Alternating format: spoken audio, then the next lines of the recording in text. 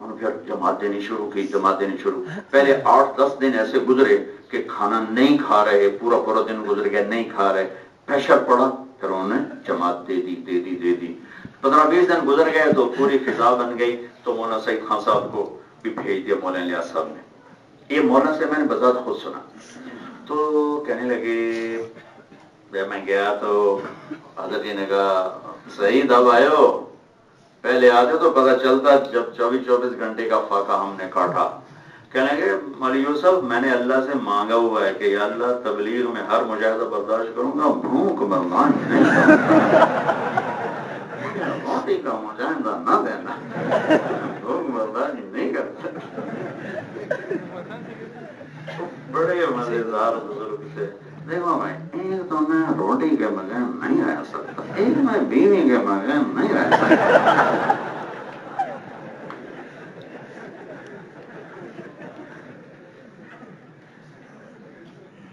اب کھانے پر بیٹھتے تو قورمہ آ گیا، اٹھا کر میرے آگے کر دیا، نو بھائی کھاؤ مولی تارے زمین، ہمارے تو کھانے کے دن بھی گئے نہانے کے دن بھی گئے.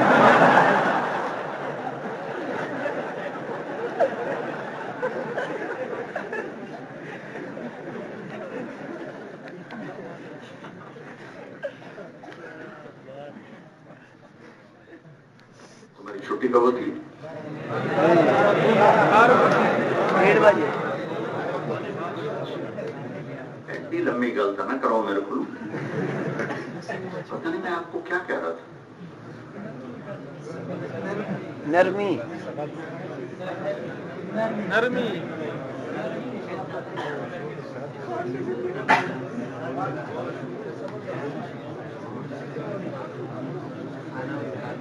گھر کی زندگی میں میرے نبی ہیں ضحاکن بسامن، اور مسجد میں ہیں دائم الفکرہ متواصل الاذان.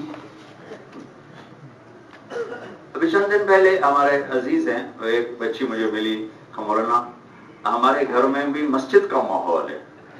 میں کہا تو اپنے خامد کی برائی کر رہی ہو نا. تو ہنس پڑی. مجھے حضرت عمر کا واقعہ یاد آ گیا کہ ایک عورت آئی، امیر المومنین میرا خامد رات کو تہجد پڑھتا ہے، دن میں روزہ رکھتا ہے. تو کہنے لگے اللہ کا شکر ادا کر. حضرت علی نے کہا یہ تعریف نہیں کر رہی، یہ برائی کر رہی ہے. وہ کیسے؟ کہا جب رات کو تہجد پڑھتا ہے، دن میں روزہ رکھتا ہے تو یہ اس کے پاس کب جاتا ہے؟ وہ حضرت عمر کو پھر کیا وہ اچھا کہا کیا کہہ رہا جی یہی کہہ رہی. اس نے بڑے خوبصورت انداز میں کہا مولانا ہمارے تو گھر میں بھی مسجد کا ماحول. میں کہا میرا پتر میں نے پتہ لگ گیا تو کیا کہ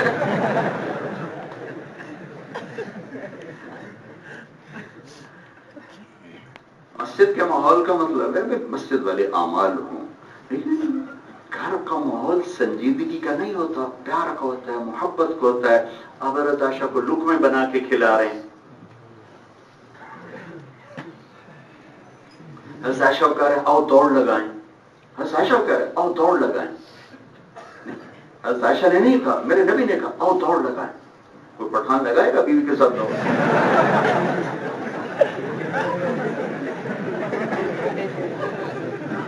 آؤ عائشہ دوڑ لگائیں. اور حضرت عائشہ کہتی میں آگے نکل گئی. پھر کچھ عرصے بعد میں موٹی ہو گئی تھی، آپ نے کہا عائشہ دوڑ لگائیں جہاد سے واپسی پر. تو دوڑ لگائی تو میں پیچھے رہ گئی، آپ آگے نکل گئے. تو آپ نے کہا ہذہ بتلک ہذہ بتلک. سنا دو واقع ہیں مسجد میں، وہ ہو رہا ہے رقص، ہو رہا ہے رقص بچوں کے ساتھ. سوڈانی حبشی دو واقع. سوڈانی آئے وہ رقص کر رہے ہیں اور ساتھ برچھوں کا استعمال کر رہے ہیں. تو ہم نے کہا عائشہ تمہیں تماشا دکھاؤں، او عائشہ تمہیں تماشا دکھاؤں. خود پیشکش کی اور اپنے پیچھے کھڑا کر کے سارا تماشا دکھایا. کچھ عرصے بعد حبشی آئے حبشہ کے. تو اما جی نے کہا یا رسول اللہ یہ تماشا دیکھنا چاہتے ہوں. آپ نے کہا آ جاؤ. پیچھے کھڑا کیا اور آگے یوں پردہ بند کوٹ بن کے کھڑے ہو گئے. یہاں تک کہ آپ تھک گئے کہ عائشہ بس نہ کرنے کا میرا جی نہیں کرا. تو آپ کبھی ایک پاؤں کا آسرا لیتے، کبھی دوسرے پاؤں کا آسرا لیتے، کبھی ایک پاؤں کا سہارا لیتے، کبھی دوسرے پاؤں کا سہارا لیتے، یہاں تک کہ اما جان نے کہا اب بس. تو پھر آؤ واپس. عائشہ تمہیں بتاؤں جب تو ناراض ہوتی ہے نا مجھے پتہ چل جاتا ہے. اچھا وہ کیسے پتہ چلتا ہے؟ کہ جب تم ہوتی ہو نا ٹھیک ٹھاک تو تم قسم اٹھاتی ہو ورب محمد، اور جب تمہارا موڈ خراب ہوتا ہے میرے اوپر تو تم کہتی ہو ورب ابراہیم. ورب ابراہیم کلا احجر الا اسمک یا رسول اللہ. پانی پیا ہے حضرت عائشہ نے گلاس میں، اور ہونٹ لگائے گلاس کو. بڑے بڑے گلاس ہوتے تھے، مطلب یہ تو دیکھو نا گلاس ہی نہیں ہے، بخل کا نہ زمانہ. ہمارا ایک پرانا بزرگ مہمان ہے ہمارے باپ دادے کے زمانے کا. ہماری ثقافت تھی رات کو سوتے ہوئے مہمانوں کو دودھ پلاتے تھے. چونکہ بھینسیں بہت زیادہ ہوتی تھی، اب تو اتنی نہیں ہے، بہت زیادہ ہوتی تھی. ہر مہمان کو دودھ، اور اتنا بڑا گلاس ہوتا تھا، اتنا بڑا، تقریباً 3 پاؤ کا کم از کم گلاس. تو وہ پرانا آدمی تھا، اس کو ہمارا نوکر لے گیا دودھ پلانے. ابو گلاسیاں، وہ کہنے لگا پتر میں نہیں پیندا. تو نے کہا چاچا لال چاچا لال کیوں نہیں پینا ہے؟ کہ پتر دو تو زیادہ پیواں تا بے غیرت بنا تے دو تے میرا گزارا کوئی نہیں.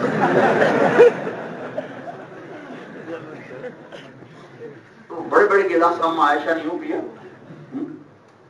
یہاں ہونٹ لگے رکھ دیا. اللہ کے نبی اٹھاتے جہاں ہونٹ لگے ہوتے وہاں یوں کر کے دکھا کے پیتے. یہ آپ کو سکھانے کے لیے کہ گھر کو فتوے سے نہیں چلانا، محبت سے چلانا. گھر کی تعلیم کا مطلب صرف کتاب اور 6 نمبر نہیں ہے، وہ تو ایک بنیاد ہے، اس کے اوپر عمارت ہے. ہم نے تو بنیادی کوئی نہیں، تھوڑی سی گھر ہے جہاں تعلیم اور ماشاءاللہ اعمال کا اہتمام ہے، لیکن وہ صرف اسی کو گھر کی تعلیم سمجھ رہے ہیں کہ وہ کتاب پڑھ دی ہے، 6 نمبر یاد کرا دیے، بس کارگزاری ہوگی، مشورے آ کے سنا دیے، بس گھر کا دین آ. یہ گھر کا دین نہیں ہے، یہ گھر کے دین کی بنیاد ہے. گھر کا دین الفت، محبت، ہنسی مذاق. پھر گوشت بڑا بڑا کاٹ کے پکایا جاتا تھا کبھی کبھی. تو حضرت عائشہ رضی اللہ عنہا گوشت کا ٹکڑا اٹھایا، یوں کاٹا، ایسے نوچا، ٹھیک ہے، پھر یوں رکھ دیا.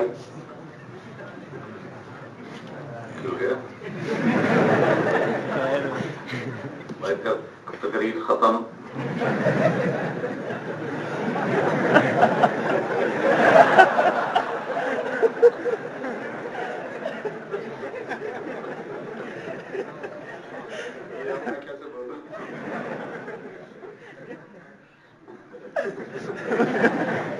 آپ نیچے بیٹھا میں اوپر بیٹھا. اللہ اصل میں مولانا کا روب، اب یہ بھی بوڑھے ہو گئے، ہم بھی بڑھاپے میں، اب تک روب باقی ہے.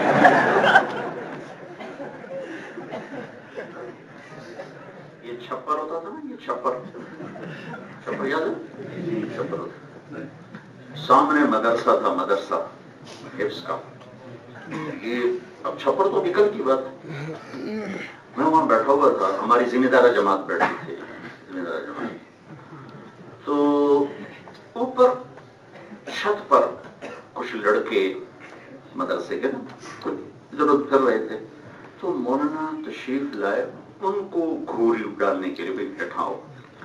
تو انہوں نے جب یوں دیکھا تو اگر سامنے میں بھی تھا لیکن یہ مجھے نہیں دیکھ رہا، مجھے دیکھ رہا ہوں.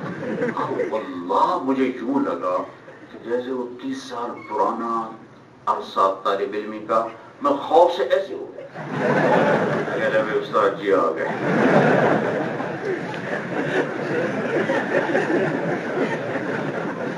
ایک لمحے کے لیے میں ایک دم 30 سال پیچھے چلا گیا.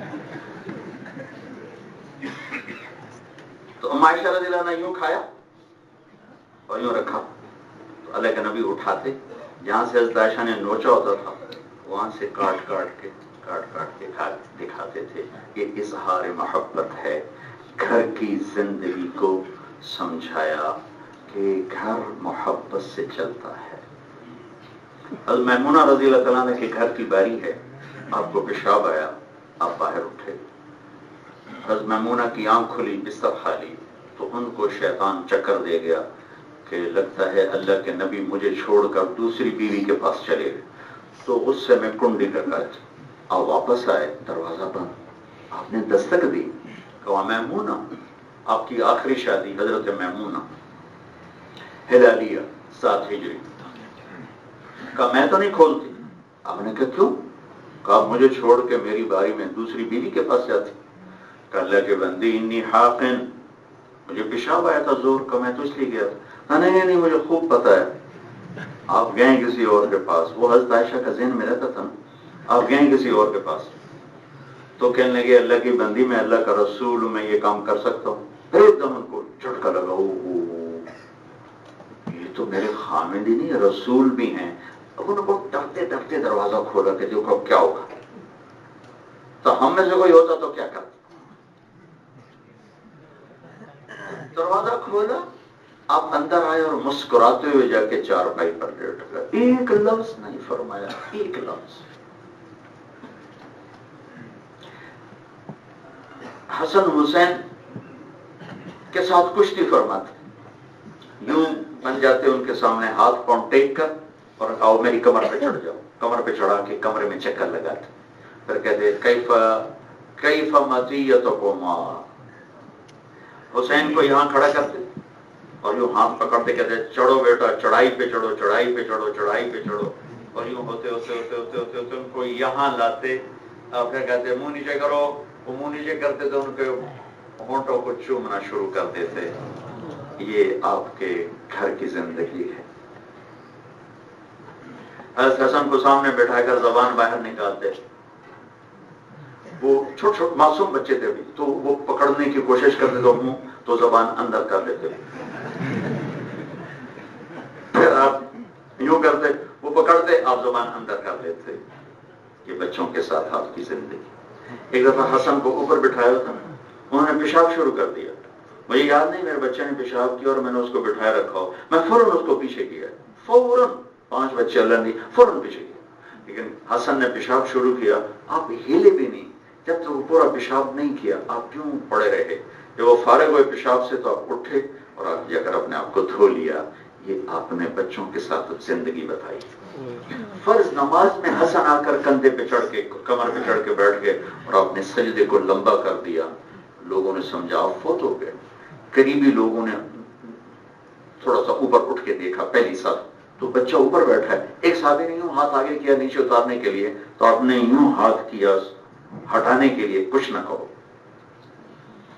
اور آپ رکوع میں جاتے تو حسن یہ پاؤں کے 2 پاؤں میں کبھی آگے جاتے کبھی پیچھے جاتے، کبھی ادھر جاتے کبھی ادھر آتے. کبھی کیا لاڈ لڑائیں. حسن حسین کی کشتی کرا تھی. ایک دفعہ کشتی کرا رہے اور حسین دب رہے تھے، حسن دبا رہے تھے، وہ بڑے ہی چھوٹے. تو آپ کہتے حسین شاباش، حسین شاباش، ایر حسین، ایر حسین. بس فاطمہ نے کہا یا رسول اللہ تھوڑی حسن کو بھی شاباش دے دیں. تو آپ نے کہا یہ جبریل میرے پاس کھڑا ہے، یہ حسین کو شاباش دے رہا ہے، میں بھی حسین کو شاباش دے رہا ہوں. یہ گھر کی زندگی ہے. تو گھر کی زندگی میں بشاشت ہے، محبت ہے، نرمی ہے، سلوک ہے. اللہ آپ کو زندگی کے جس شعبے میں لے جائے محبت اور سچائی اور سلوک اور درگزر اور کمیاں نہ پکڑنا اور عیب نہ پکڑنا. کبھی کسی سے اونچ نیچ ہو جائے تو قطع تعلق نہ کرنا، بائی کارڈ نہ کرنا. خاص طور پر بیوی سے ہو جائے، بھائی سے ہو جائے، کبھی بات خود آگے بڑھ کے مل لو، خود آگے بڑھ کے مل لو.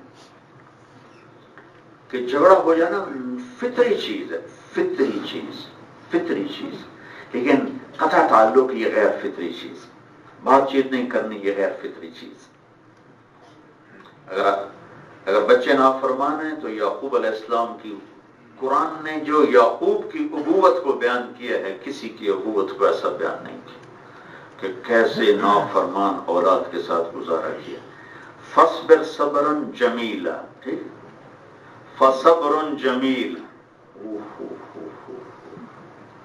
فصبر صبرا جمیلا کہا جا رہا ہے تھوڑی دیر کا صبر ہے آپ کر لیں. فصبر جمیل جملہ اسمیہ ہے اور مبتدا خبر کی ذکر، خبر کا ذکر ہی کوئی نہیں، معذوف ہے نا. یعنی پتہ نہیں مجھے کتنا لمبا صبر کرنا پڑے گا پر میں کروں گا. نافرمان اولاد بھی ہو جائے تو ان کو کیسے سینے سے لگا کے رکھنا ہے. یہ یعقوب علیہ السلام کی زندگی بتلاتی کہ کس طرح انہوں نے نافرمان اولاد کو سینے سے لگا کے رکھا. بیوی کافر ہو جائے تو لوط و نوح علیہ السلام کی زندگی بتاتی ہے. طلاق نہیں دی، کس طرح انہوں نے اپنے قریب رکھا. اب آپ ایک عملی سمندر میں جا رہے ہو جہاں بد اخلاقی انتہا پر ہے، جھوٹ انتہا پر ہے، فریب انتہا پر ہے. سچے بن کے چلو، زندگی کے جس شعبے میں چلو سچائی اور محبت اور الفت اور درگزر اور عیب چھپانا اور کمیاں چھپانا اور اجتماعیت کے ساتھ جڑ کے چلنا، یہ اگر آپ کرتے رہو گے آپ سب رہو گے. تو میں نے پہلی بات کی تھی قرآن سے مناسبت. دوسرا میں نے کہا تھا حدیث پاک سے. یہ بھی ذاتی مطالعے سے ہوگا. 8 سال میں 1 سال میں ہم سب 8 سال بخاری میں لگا دو تو 8 سال ناکافی ہیں. نصاب تو ہمیشہ مختصر ہوتا ہے اور نصاب ہمیشہ محدود ہوتا ہے. آگے زندگی پڑی ہے، آپ حدیث سے بھی ضرور مناسبت پیدا کریں. حدیث کو بطور حدیث، بطور فقہ نہیں، بطور اثبات فقہ حنفی نہیں، بطور حدیث میرے نبی کیا فرما رہے، میرے نبی کی زندگی کیا ہے، سیرت کیا ہے. اس امت کو اللہ نے یہ شرف بخشا ہے کہ انہوں نے اپنے دین کی حفاظت کی ہے. کہ وجتباکم، یہ چنے ہوئے تھے تو اللہ نے ایسے لوگ پیدا کیے انہوں نے قرآن کو بھی سینے سے لگایا، حدیث کو بھی سینے سے لگایا. امام ابو زرع فرماتے تھے مجھے 2 لاکھ حدیثیں اس طرح یاد ہیں جیسے تمہیں قل هو اللہ یاد. 2 لاکھ. ہمارے یہاں ذوق ہی نہیں حدیث یاد کرنے کا، قرآن یاد کرنے کا، حدیث یاد کرنے کا ذوق نہیں. اللہ تعالیٰ مولانا اسلم صاحب رحمۃ اللہ علیہ کی قبر نور سے بھرے. میں جب مشکاہ شریف پڑھ رہا تھا تو میں نے ساری چھٹیاں تبلیغ میں لگائیں کہ صرف عید سے 1 دن پہلے گیا بھی اگلا سال وہ حدیث کا ہے تو چلو میں یہ زیادہ وقت لگاؤں تبلیغ میں. مشکات پڑھنی تھی تو ملتان میری تشکیل ہوئی. مولانا اسلم صاحب رحمۃ اللہ علیہ بہت محبت فرماتے تھے. مجھ سے کہنے لگے کیا کر رہے ہو؟ میں نے کہا جی اگلے سال مشکات پڑھنی. فرمانے لگے ایک حدیث کتاب اور رقاق سے روزانہ یاد کر لیا کرنا تمہیں بہت فائدہ ہوگا. میں نے ان کی وہ بات پلے باندھ، میں ایک حدیث یاد کر لیتا تھا لیکن ایک خطا ہوئی، نہ سند یاد کی نہ حوالہ یاد کیا. عن عبداللہ بن عمرو رواہ البخاری یا مسلم، یہ یاد نہ کیا چونکہ اس زمانے میں ماحول ہی نہیں تھا، سند حدیث پڑھنے کا ہی ماحول نہیں تھا تو سند اور حوالہ کوئی پوچھتا نہیں تھا. تو میرے پاس ایک بہت بڑا ذخیرہ جمع ہو گیا حدیث پاک کا. وہ بھی جب میں سال میں چلا تو مجھے پتا چلا کہ اچھا یاد بھی تھی اور اللہ مستحضر کر دیتا تھا. یہ الگ اس کا احسان ہے، یاد کرنا ایک الگ چیز ہے. اور استحضار اور موقع پہ آ جانا، میں حافظ قرآن نہیں لیکن آیت کھٹ سے آ جاتی ہے، یہ مجھے نہیں پتا کہاں سے آ جاتی ہے، اس مالک کا کرم. تو حدیث کو جب میں نے بیانوں میں شروع کیا، قرآن کو شروع کیا تو میرے واقعات بھی وہی ہیں، چیزیں بھی وہی ہیں، صرف اس میں قرآن و حدیث کے کلمات کا جو نور ہے وہ جا کر دلوں کو پکڑتا ہے. تو ہمارے یہاں تو ماحول ہی نہیں تھا. سب سے پہلے بر صغیر میں حدیث کو نص کے ساتھ اللہ نے مجھ سے شروع کروایا. میری کوئی اوقات نہیں ہے، میری کوئی اوقات نہیں ہے. تو قدیم میں حدیث کو یاد کرنے کا امام بخاری نے 6 لاکھ حدیثیں یاد کی، پھر 7367 چنی اپنی کتاب کے لیے. تو امام ابو زرع فرماتے ہیں کہ 2 لاکھ ایسے یاد ہیں جیسے قل هو اللہ. جب ان کا انتقال ہونے لگا تو یہ سکرات میں تھے. ان کے پاس بیٹھے تھے منذر بن شاذان، محمد بن مسلم اور ابو حاتم، بڑے محدث.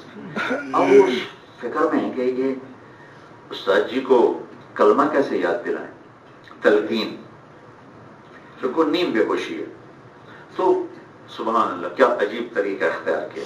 حدیث پاک من کان آخر کلامہ لا الہ الا اللہ دخل الجنہ، ٹھیک ہے نا، حدیث مشہور ہے. اب محمد بن مسلم نے کہا حدثنی ضحاک بن مخلد عن عبد الحمید بن جعفر عن صالح بن ابی غریب اور اتنی سند پڑھ کے چپ کر گئے.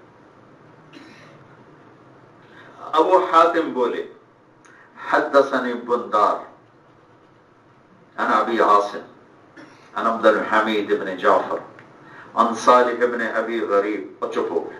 سبحان اللہ. دائیں بائیں بیٹھے تھے، یہ کٹھے بیٹھے تھے، یہ تو نہیں پتا.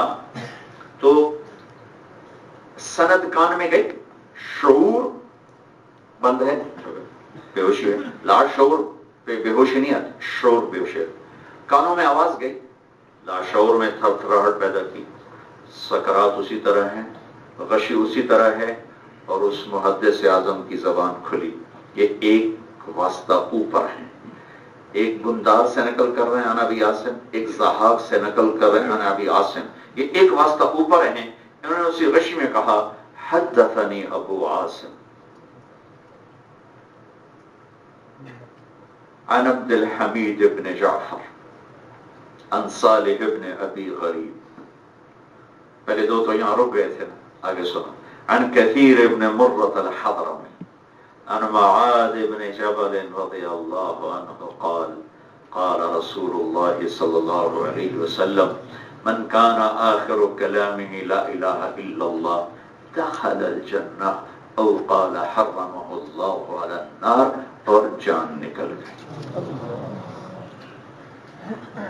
کیا خوبصورت واپسی ہے، کیا خوبصورت واپسی ہے. تو علم کی اصل تو میرے رب کا کلام ہے، میرے حبیب کا پیغام ہے. فقہ اس سے ایک قانون کی بنائی ہوئی شکل ہے. تو اللہ کا شکر ہے کہ ہمارے ہاں مدارس میں فقہ کے تعمق کا پورا انتظام موجود ہے، لیکن قرآن کے تعمق اور حدیث کے تعمق کا پورا انتظام موجود نہیں ہے. لیکن آپ کے پاس اتنی استعداد بن چکی ہے کہ اگر آپ اس سلسلے کو جاری رکھنا چاہیں گے تو آپ جاری رکھ سکتے ہیں. کہ آپ قرآن پاک کے چشمہ سے براہ راست سیریاب، حدیث پاک بطور حدیث آپ کے دل پر اثر انداز ہو. میں یہ نہیں کہتا کہ آپ گناہوں سے پاک ہو جائیں گے، وہ تو زندگی بھر انسان ایسا ہی کرتا ہے، کبھی گرتا ہے، کبھی اٹھتا ہے، کبھی گرتا ہے، کبھی اٹھتا ہے. تو کبھی پشیمانی ہوتی ہیں، کبھی اندیشے ہوتے ہیں، کبھی پچھتاوے ہوتے ہیں، کبھی آنسو ہوتے ہیں، کبھی تسلیاں ہوتی ہیں. کلکم خطاؤون. لیکن اگر آپ اس چشمے تک پہنچ گئے تو آپ خطا پہ باقی نہیں رہو گے. گناہ ہوگا، اب ندامت کا آنسو ضرور بہاؤ گے، اور ندامت کا آنسو بعض اوقات بڑے بڑے اعمال سے انسان کو آگے پہنچا دیتا ہے، آگے پہنچا دیتا ہے، بہت آگے لے جاتا ہے. تو اللہ کی کتاب اور اللہ کے نبی کے فرمان سے آپ کی مناسبت ہو، آپ کا دل لگے، اس کے لیے آپ اہل علم سے پوچھو وقت نکال کے. علم کا سفر نہیں ختم ہوا، مدرسے کا سفر ختم ہوا ہے. علم کا سفر تو ہے او امضی حقوبا، او امضی حقوبا. ساری زندگی بھی چلوں تو چلتا رہوں گا، جب تک مجمع البحرین تک نہیں جاتا چلتا رہوں گا. تو یہ سفر تو کبھی ختم ہونے والا نہیں ہے.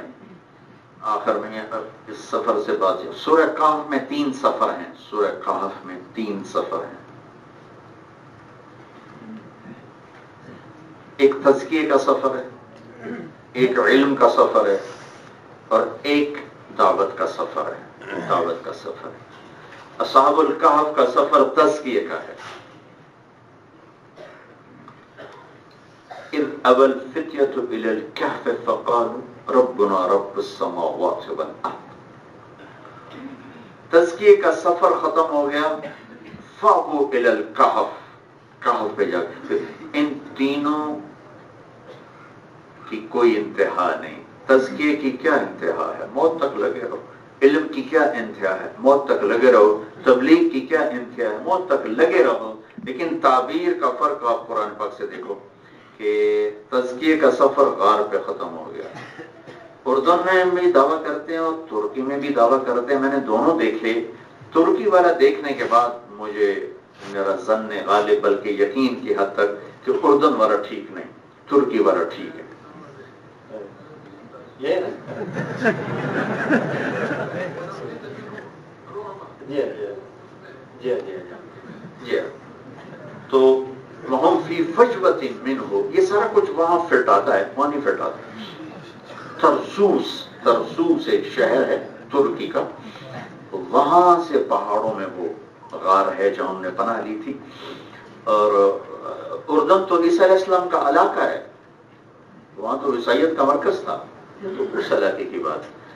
اچھا، اس کے بعد موسیٰ علیہ السلام کا سفر ہے تو وہ ہے حتی ابلغ مجمع البحرین، وہاں جا کے ختم ہو گیا تعبیر کے لحاظ سے، ورنہ حقیقت میں نہ تزکی کا سفر ختم ہے، نہ علم کا سفر ختم ہے، نہ تبلیغ کا سفر ختم ہے۔ تبلیغ کا سفر تو اللہ تعالیٰ یہ میں نے کہیں پڑھا نہیں ہے، صرف ایک آیت سے میں وہ اخذ کیا ہے، پتہ نہیں ٹھیک ہے یا غلط ہے، وہ ہے کہ ذوالقرنین حتی اذا بلغ مغرب الشمس، حتی اذا بلغ مطلع الشمس، حتی اذا بلغ بین السدین، کتنا لمبا چوڑا سفر بتا رہے ہیں۔ اب اس میں جو کہتا ہوں کہ یہ تبلیغ کا سفر ہے، وہ اس آیت سے ہے، قلنا یا ذا القرنین اما ان تعذب واما ان تتخذ فیہم حسنا قال اما من ظلم فسوف نعذبه ثم يرد الى ربه فيعذبه عذابا نكرا واما من آمن وعمل صالحا فله جزاء الحسنى وسنقول له من امرنا يسرا۔ یہ ان کلمات سے یہ میں نے اخذ کیا ہے کہ یہ دعوت کا سفر ہے اور یہ تبلیغ کا سفر ہے، جس کو مغرب شمس، مطلع شمس، بین السدین تک بیان کیا۔ تو مفہوم اور تعبیر میں تزکیہ، تعلیم اور تبلیغ، ایک کو کہف تک، ایک کو مجمع البحرین تک، اور ایک کو مغرب الشمس، مطلع الشمس، بین السدین۔ لیکن حقیقت میں کسی سفر کی کوئی انتہا نہیں، میں تقابل نہیں کر رہا ہوں، سب امور ہماری، تزکیہ بھی ہماری ضرورت ہے، علم بھی ہماری ضرورت ہے، تبلیغ بھی ہماری ضرورت ہے۔ وسعت کے لحاظ سے دعوت کا میدان بہت لمبا چوڑا نظر آتا ہے، ساری دنیا میدان محنت نظر آتی ہے، اور اس امت کو اللہ نے مجتبی بنایا۔ مصطفیٰ، مجتبی، مختار، تین لفظ قرآن نے استعمال کیے۔ جب اچھی چیز کو پسند کرنا ہو تو اختارہ کا لفظ ہوتا ہے، وَأَنَا اخْتَرْتُكَ۔ خالص چیز کو پسند کرنا ہو تو استفاء کا لفظ ہوتا ہے، اللہ یصطفی من الملائکہ۔ کسی خاص کام کے لیے پسند کرنا ہو تو اس کے لیے جب ہوا اجتباء کا لفظ ہوتا ہے، اللہ یجتبی الیہ من یشاء۔ تو اللہ نے استفاء تو ہمارے لیے استعمال نہیں کیا، کیونکہ استفاء ہوتا ہے خالص، اور ہم خالص نہیں ہیں، خالص صرف انبیاء ہوتے ہیں، صرف انبیاء۔ اللہ یصطفی من الملائکۃ رسلا ومن الناس وَأَنَا اخْتَرْتُكَ فَاسْتَمِعْ لِمَا يُوحَىٰ موسیٰ، اور ہمیں کہا كُنْتُمْ خَيْرَ أُمَّةٍ۔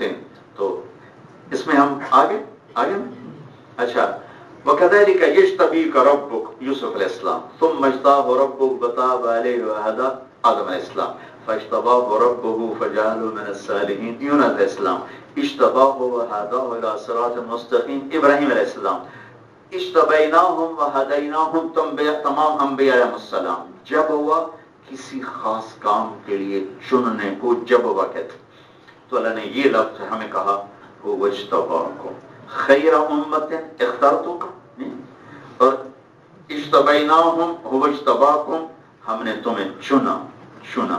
یہ چناؤ جو ہوا ہے اس کے پیچھے یہ دعوت کی محنت ہے اور دعوت کا مقصد ہے۔ اللہ نے اس امت کے اندر یہ صفات رکھی کہ انہوں نے دین کو بچا کے دکھایا اور دین کو سینے سے لگا کے دکھایا۔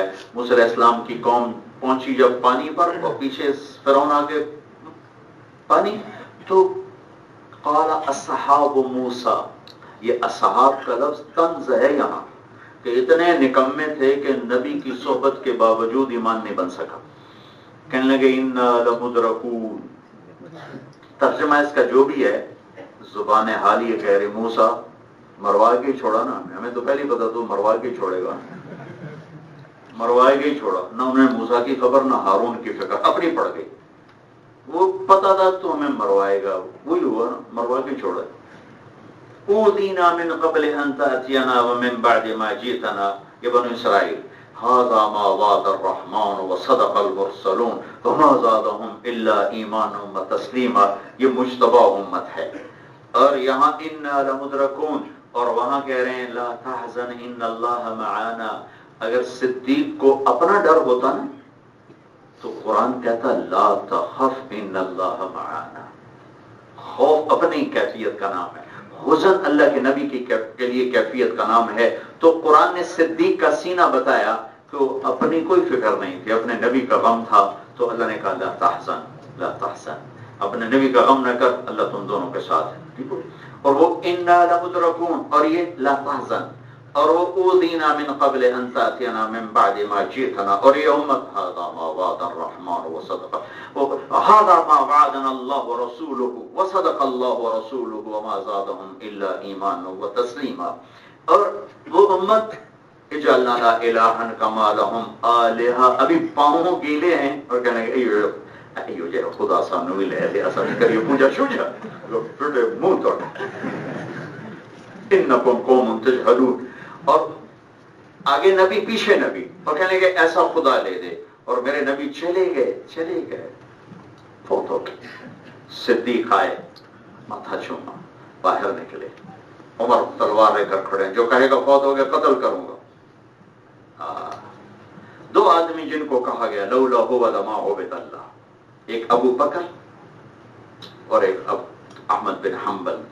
164 میں پیدا ہوئے، 241 میں انتقال ہوا.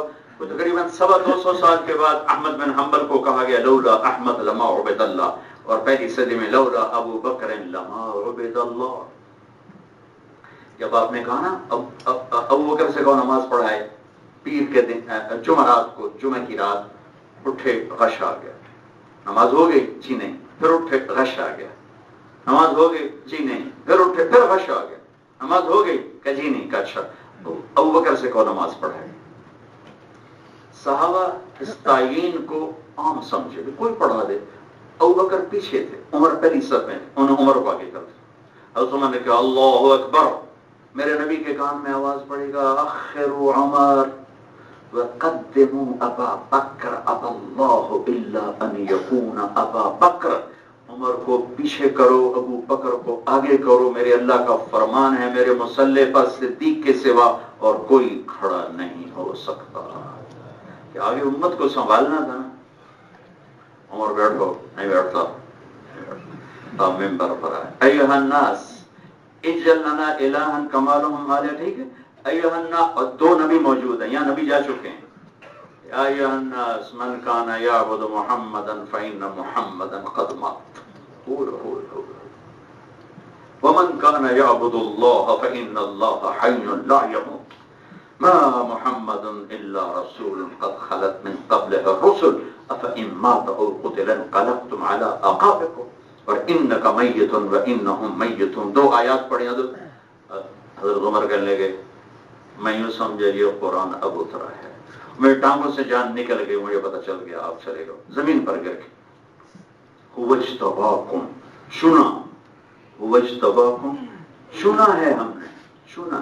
موسیٰ علیہ السلام گئے طور پر کتاب لینے، پیچھے انہوں نے بچڑے کی پوجا شروع کر دی، بچڑے کی پوجا شروع کر دی. اور آپ کے جانے کے بعد جو فتنہ ارتداد اٹھا اور سب پر ایک روب طاری ہو گیا. حضرت عمر بھی آ گئے، صدیق، ابو بکر تھوڑا معاملہ ٹھنڈا پڑنے دے، ٹھنڈا ایسے اچھلے. حضرت عمر کی داڑھی کو پکڑ کے زور سے کھینچا. طلبت نصرتک وجئتنی بالخذلان، میں تو تیری مدد کا طلبگار تھا، تم بھی مجھے چھوڑ دے. ہیہات ہیہات وقد انقطع الوحی اینقص الدین وانا حی. میرے ہوتے ہوئے دین میں کمی آئے، میرے ہوتے ہوئے میرے سامنے دین میں کمی آئے. خوار فی الاسلام وجبار فی الجاہلی. اکٹھا کرو لوگوں کو، مسجد بھر دی. کیا کرنا ہے؟ حضرت عمر نے کہا وہ جو اندر کہا تھا ابھی کچھ نہیں کرنا، نماز لے لو، زکات چھوڑو. عثمان یہ جو کہہ رہا، علی یہ جو کہہ رہا، ایھا المہاجرون کا یہ جو کہہ رہے ہیں، یا معاشر الانصار کا جو مہاجرون کہہ رہے ہیں. ایک آدمی نے رائے نہیں دی ہے. ممبر پر آئے، وہاں کیا ہے؟ اذهب انت ربك فقاتل انا هنا قاعدون. بابا آپ جاؤ، آپ کا رب فتح ہو جائے، دسترخوان بچ جائے روٹی لگ جائے ساتھ لے ویسے کھا لوا ہے لڑائی کی گل سڑنا نہ کرو آپ جا تیرا رب جا اذهب انت وربك فقاتلا انها هنا قاعدون روٹی پہ بلانا لڑائی پہ نہ بلانا یہاں اجتباکم ایک کام کے لیے چنا ہے کوئی نہیں بولا منبر پر آئے ایها الناس ان الله بعث محمدا والحق قل شريك قل قليل والاسلام غريب غريب قد رث حبله وقل اهله فجمعهم الله تعالى بمحمد صلى الله عليه وسلم فجعلهم الامه الباقيه الوسطى فوالله لا أبرح أقوم بأمر الله وأجاهد في سبيل الله حتى ينجز لنا الله وعدا ويفي لنا أحدا ويقتل من قتل منا شهيدا في الجنة ويبقى من بقي منا وارث عباده في الأرض إن الله قال وليس لبعده خلف وعد الله الذين آمنوا منكم وعملوا الصالحات ليستخلفنهم في الأرض فوالله لو منعوني عقالا مما كانوا يعطون رسول الله صلى الله عليه وسلم ثم أقبل معهم الشجر والحجر والجن والإنس لجاهدتهم حتى تلحق روحي بالله کیا خطبہ دیا ہے موتی چن چن کے امت کے دامن میں ڈال دیے سن لو لوگو میرے اللہ نے جب میرے نبی کو بھیجا دین کا آشنا کوئی نہ تھا دین کو پہچاننے والا کوئی نہ تھا ان کی تو فعل ہمیں امت بنایا باقی رہنے والی بنایا مجھے میرے رب کی قسم میں اللہ کے وعدے پر یقین رکھتا ہوں میرا اللہ وعدہ پورا کرے گا عہد کو نبھائے گا شہید ہونے والے جنتی اور باقی رہنے والے اس دھرتی کے وارث میرے رب کی قسم اللہ نے کہا ہے کہ میں تمہیں زمین میں خلافت دوں گا لَيَسْتَخْلِفَنَّهُمْ فِي الْأَرْضِ سن لو یہ میرے رب کی قسم تم کہتے ہو میں زکوٰۃ چھوڑ دوں میں کہتا ہوں زکوٰۃ میں یہ رسی جو دیتے تھے وہ بھی چھوڑ دی اور ان کے ساتھ درخت بھی آ گئے پتھر بھی آ گئے انسان بھی آ گئے جنات بھی آ گئے تم سب نے مجھے چھوڑ دیا میں اکیلا ٹکرا جاؤں گا عمر نے کہا اللہ اکبر صرف حضرت عمر کا شرح صدر ہوا اللہ اکبر لیکن اطاعت میں سب آ گئے اور ایک سال میں سارے ارتداد کی فضا کو بدل کے دوبارہ اسلام انہوں نے کتابوں اہل علم نے تورات بدل دی اس امت کے اہل علم نے سینے سے لگا کے رکھا میں دنیا پھر کے بتا رہا ہوں بر صغیر میں جیسے طلبہ ہیں ایسے طلبہ میں نے دنیا میں نہیں دیکھے جیسے علماء ہیں ایسے علماء میں نے دنیا میں نہیں دیکھے علم کے لحاظ سے نہیں علم کے لحاظ سے تو بڑے بڑے ہمارے پڑے قربانی اور صفا چٹائیوں پہ زندگی گزار دی اللہ کے کلمے کو سینوں میں اتارنے کے بکے نہیں دنیا نے کھینچا نہیں قطابہ بن بکار کی محفل میں احمد بن طولون متنبی کا ممدوح بھی اور مذموم بھی وہ آگے بیٹھا کرتا تھا اور 1000 دینار ہر سال دیتا تھا 1000 دینار کوئی 3-4 کروڑ روپے بنتا ہے 18 سال کے بعد ایک غلط فتوے پہ دستخط کرانے لگے کہیں دستخط کرو کہ میں تو نہیں کرتی ہمارا کھا کے اور ہمیں آنکھیں دکھاتے ہو کرنے پڑیں گے اللہ کا حکم نہیں میں نہیں کرتا کہا میرے پیسے واپس کرو غریب آدمی 18,000 دینار آج کا کوئی 70-80 کروڑ روپے بنتا ہے کسی بڑے سے بڑے مالدار سے مانگو ایک دم نہیں دے سکتا کہنے کہ جی بہت اچھا کب تشریف لے گئے 18 تھیلیاں جیسی تھی نا ان کی مہر بھی نہیں کھولی تھی اسی طرح لا کر سامنے رکھ کر چھوڑ میرے ایمان کی بس یہی قیمت لگائی تھی میرے ایمان کی بس یہی قیمت لگائی تھی احمد بن طولون کو جگہ نہ ملے زمین پھٹے اور اس میں گڑ جائے سوکن ہو کر سوکن سکتا تاری ہوگا اس کو ایک دم اپنے کال سے پیچھے ہٹتے تو اس امت کے علماء نے ہوبج تباکم کی آیت کو پورا کر کے دکھایا عمل میں کمی ہے، سب کچھ ہے، لیکن دین میں تعریف کوئی نہیں ہوئی آج تک۔ تم کو جنید بغدادی نہیں بیٹھے، آج کے جوان بیٹھے ہو، لیکن تمہاری قربانی مثالی ہے، ہمارے اساتذہ ہمارے علماء کی قربانی مثالی۔ میں نے مولانا کو جوان دیکھا، کہیں بوڑھا ہوتے دیکھا، ساری زندگی چٹائی پہ گزارتے، حاجات سینے میں گٹ گٹ کے دفن ہو کے قبرستان بن۔ آئے اشاق گئے وعدہ فردا لے کر، اب انہیں ڈھونڈ چراغ رخ زیبا لے کر۔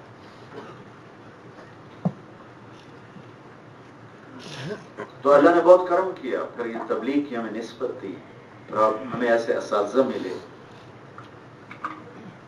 جو ایک پیسے کے روادار نہیں، اور ساری زندگی اللہ کا کلمہ سکھاتے سکھاتے سکھاتے۔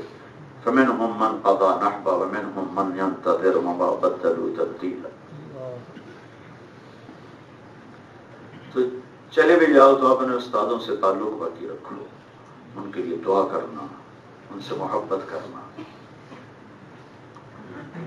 یہ ہمارے حقوق، یہ ان کے حقوق ہیں ہمارے اوپر، ان کا حق ہے ہمارے اوپر۔ اس کو بھلا دینا، یہ تعلق توڑنا، یہ ہماری دنیا اور آخرت میں گھاٹے کا سودا، گھاٹے کا سودا۔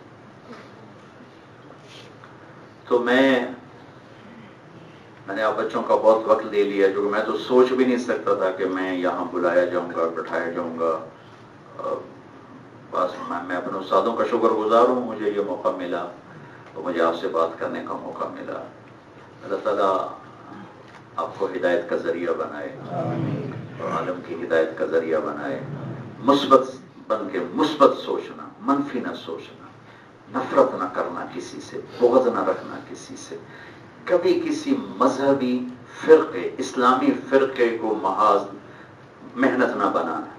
حضرت نانوتوی رحمۃ اللہ علیہ مناظر اعظم تھے، نانوتوی ساری زندگی کسی مسلمان فرقے سے مناظرہ نہیں کیا، ساری زندگی کسی مسلمان فرقے سے مناظرہ نہیں کیا، کسی سے بھی جس پر لفظ مسلمان آتا ہے، چاہے وہ ہیں یا نہیں ہیں، آریہ، ہندو، تحریے، عیسائی، میدان سے بھگا دیے، کسی مسلمان سے مناظرہ نہیں کیا۔ آپ سے بھی یہ کہتا ہوں، جو کہتا ہے میں مسلمان ہوں، اب اس تحقیق میں نہ پڑھو کہ یہ کافر ہے، کہ اس کو گلے لگاؤ، سینے سے لگاؤ، اس طرح تو آپ کے قریب آئے گا، لیکن ہم نفرت کریں گے، اس کے عیب اچھالیں گے، وہ آپ سے دور بھاگ جائے گا، دور بھاگ جائے گا۔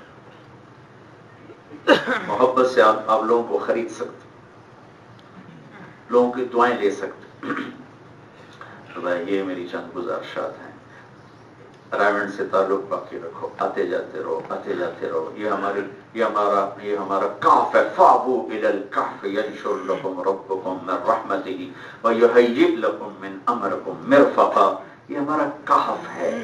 تو اس میں اگر ہمارا آنا جانا لگا رہے گا تو ہم اپنے استادوں کی نظروں میں رہیں گے، ان کی دعائیں ملتی رہیں گی، ان دعاؤں سے جو کام ہوتا ہے وہ محنتوں سے بھی وہ نہیں ہوتا۔ میں اپنے مدرسے کا امیر رہا 4-5 سالوں میں، 40 لڑکے ہوتے تھے ٹوٹل۔ جس سال میں فارغ ہوا ہم کوئی 59 تھے، 60 پورے نہیں تھے۔ تو مولانا احسان صاحب مجھ سے کارگزاری کو سن لیا کرتے تھے، تو میں وہ جو پرانا مدرسہ اس کا برآمدہ، وہاں کھڑا ان کا انتظار کر رہا تھا۔ وہ اندر تھے عبداللہ صاحب کے کمرے میں، سردیاں سخت جنوری کا مہینہ، تو مولانا احمد بٹلہ صاحب اور مولانا عبد الرحمان صاحب کا بستر یہ برآمدے میں ہوتا تھا۔ تو مولانا صاحب نے کروٹ بدلی، وہ کی ہائے، تو بٹلہ صاحب نے کہا کیا ہوا؟ فرمایا سر میں بہت درد ہے۔ میں نے سن لیا۔ تو اس وقت پتہ نہیں اب کیا قانون ہے، اس وقت تھرموس رکھنا بڑا جرم ہوتا تھا، لیکن پھر بھی چھپا کے رکھا ہوتا تھا۔ جیسے موبائل آج جرم ہے پر پھر بھی چھپا کے رکھے ہوئے تم نے۔ اچھا چلو شکر۔ اس وقت 3 لڑکوں کے پاس تھرموس ہوتا تھا، وہ چھپا کے رکھا ہوتا تھا۔ تو بدیع الزمان تھا سوات کا، اس کا تھرموس تھا۔ میں نے جا کے اس کو اٹھایا، میں نے کہا تھرموس کدھر ہے؟ کیا کر رہے ہیں؟ میں نے کہا ضرورت ہے، پڑھو۔ اس نے ایک جگہ چھپا ہوا ہے، تو میں نے وہ اٹھایا اور اپنے بغل میں اوپر چادر دے دی۔ مولانا تشریف لائے، تو ان کے ساتھ چلتے چلتے چلتے چلتے یہ ادھر جو ان کا ادھر دروازہ ہوتا تھا یہاں، اب شاید آپ کے ذہن میں نہ ہو، یہاں ایک دروازہ ہوتا تھا، یہ عمارت نہیں ہوتی، یہ بھی نہیں ہوتا تھا، یہاں کیکر ہوتے تھے. وہاں جب بات ختم ہو گئی تو سامنے دیوار ہوتی تھی اور یہ راستہ یہی تھا جو ہے. تو اندر چلے گئے تو میں ادھر نہیں گیا، میں نے دیوار سے چھلانگ لگائی، جلدی پہنچا، کیونکہ اس زمانے میں تو 9 بجے کے بعد بازار بند ہو جاتا اور اس وقت بج رہے تھے وہ 10:30. تو میں نے دوڑ لگائی. اس وقت 3 ہوٹل تھے، ایک علی خان، ایک اس کا شیخ کا اور ایک پال کا، یہ ہوٹل ہوتے تھے 3. اور اس وقت اسی سال انور ایک تھا، اس نے ہوٹل کھولا تھا. تو اب میں کو یا اللہ تو ہوٹل تو کوئی کھولا نہیں ہوگا، میں کہیں سے مجھے چائے مل جائے. تو میں جب گیا تو پال آتا تھا ادھر یہاں سے جودو سے، وہ شیخ وہاں سے آتا تھا، وہ چلا جاتا تھا. پال صاحب بھی ادھر سے آتے، وہ بھی. علی خان ادھر رہتا تھا. تو انور اکیلا رہتا تھا، اس کا گھر نہیں تھا، وہ ہوٹل میں سوتا تھا. تو جب میں نے دیکھا تو اس کا دروازہ بند تھا لیکن اندر روشنی. میں نے کہا لگتا ہے کوئی ہے اندر. تو میں نے ایسے دروازے کو دھکا دیا، وہ کھل گیا. تو آگے وہ انور بیٹھا ہوا تھا، کسی سے بات چیت کر رہا تھا. میں نے کہا انور بھائی چائے تو بنا دو. کہا بھائی تو خود ہی بنانی ہے تو بنا لے، میں تو سارا دن تھکا ہوں. وہ ہوتے تھے وہ سٹو دوڑ دوڑ دوڑ دوڑ دوڑ دوڑ دوڑ دوڑ ہوا بھرنے والے. چائے بنائی. میں نے کہا کوئی تیرے پاس سر درد کی گولی ہے؟ ڈبل اپ ہوٹل میں گولی کہاں سے پر جب تقریر سیدھی ہو. میں نے تیرے پاس کوئی سر درد کی گولی ہے؟ کہنے کہ وہ دیکھ ادھر پھٹے میں شاید کوئی پڑی ہو. تو میں نے جب وہاں دیکھا تو ایک گولی پڑی تھی ساری ڈان، جیسے آج کہتے ہیں پیناڈول اور پانسٹان، ساری ڈان اور پیلوڈرین، یہ 2 گولیاں تھیں. وہ ساری ڈان پڑی تھی. میں نے ابھی کم پڑا، میں نے گولی کرما اس میں دوڑ لگائی. پھر ادھر سے نہیں آیا، پھر دیوار سے چھلانگ لگائی. تو مولانا سر پہ رضائی کر کے پڑے ہوئے تھے. تو میں نے ایسے پاؤں دبائے، میں ایسے رضائی ہٹائی. مجھے دیکھ کے حیران ہو کیا ہوا. میں کہ یہ چائے ہے، یہ سر درد کی گولی ہے، آپ نوش فرما لیں، آپ کو درد ہے.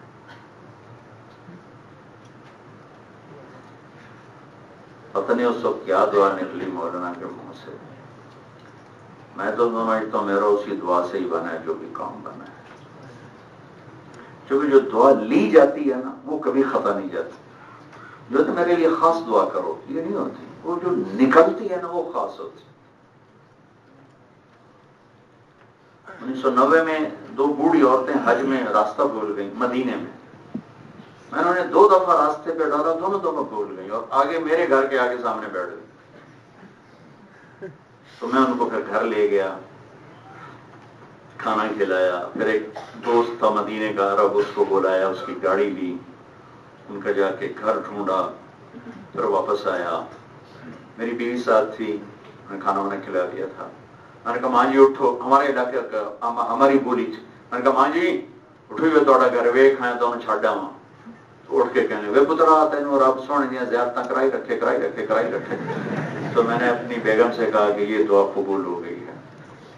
1990 سے آج تک میرا کوئی ناغہ نہیں، صرف 1994 کا ناغہ ہے کہ ادھر حج تھا اور ادھر انگلینڈ کا اجتماع تھا تو وہ میں پھنس گیا، میری انگلینڈ کے اجتماع میں تشکیل ہو گئی. اس کے علاوہ میرا کوئی ناغہ نہیں. 1990 سے اب تک کوئی ناغہ نہیں. 94 کہ وہ ماں جی کی دعا. ایک دفعہ 2 واقعے ایسے عجیب و غریب اس دعا کی قبولیت کا ثبوت. میں 1998 میں واپس آیا، 4 مہینے لگا کر امریکہ سے. تو حج کے ویزے بند ہو چکے تھے. تو میں نے اسلام آباد فون کیا اپنے دوست کو، کہا جی تو ویزے تو بند ہو چکے. میں کہہ رہا میں پاسپورٹ بھیج رہا ہوں. لگ گیا تو ٹھیک. ایک اماں نے دعا دی ہوئی، اس نے پتہ کیا تو ویزے بند، ختم، آفس بند. جستجو میں ایک کلرک، بڑے بادشاہ ہوتے ہیں جو چاہے کر لیں، اور ایک کلرک مل گیا امبیسی کا. اس نے اندر جا کے موریں بھی لگا دی، سائن بھی کروا دیے، ویزا بھی لگوا دی. اور مجھے پاسپورٹ پہنچا دیا اللہ تعالیٰ.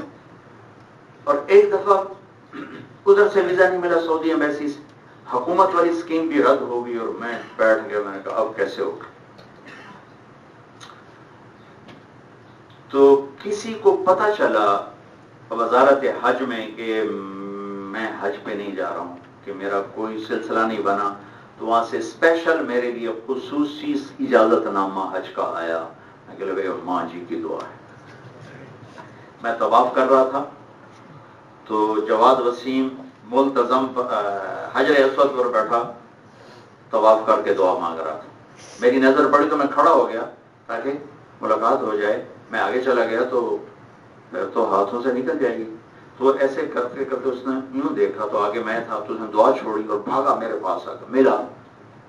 کہنے کا تمہیں پتا میں کیا دعا کر رہا تھا؟ کہ میں کہہ رہا تھا اللہ مولی طارق جمیل کو اماں کی دعا لے کر آئی ہوئی ہے کہاں مجھے نہیں پتا, مجھے ملا دے. اسے تو اماں کی دعا لے کر آئی ہوئی ہے, وہ کہاں ہے مجھے ملا دے. تو میں ادھر یہ کہا ادھر تو سامنے کھڑا تھا.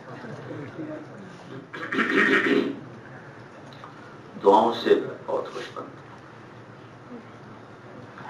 تو باقی اب آپ کا نقد جی چاہے سال لگانے کو نقد لگا لینا, کچھ ٹھہر کے جانا ہو وہ کر لینا, لیکن جب سال کے لیے آنا ہو تو پھر سال لگانے ہی آنا, طلب کے ساتھ آنا. میں بلال مسجد فیصل آباد بیٹھا تھا, ایک جماعت پریشان وہ کیا ہو جی ہمارے ساتھ 4 علماء تھے, امیر صاحب بھی عالم تھے, وہ آتے ہی چاروں غائب ہو گئے اور ہم کدھر جائیں ہمیں تو کچھ پتہ نہیں ہے. تو بھائی ایسا سال نہ لگانا, سال لگانا واقعی پھر سال لگانا. تو انشاءاللہ آپ کو بہت فائدہ ہوگا, بہت نفع ہوگا. آپ سب سے میں اجازت چاہتا ہوں. کوئی بات لگی ہو دل کو تو لے لینا, کوئی ناپسند آئی ہو تو معاف کر دینا. کہنے والا کون سا, ہر حال میں مصیب ہوتا ہے. بین الخطا والصواب انسان کا کلام ہوتا ہے. اللہ آپ سب بچوں کی جوانی کو قبول فرمائے, ہمارے لیے ذریعہ آخرت بنائے. دعا کرو. السلام علیکم.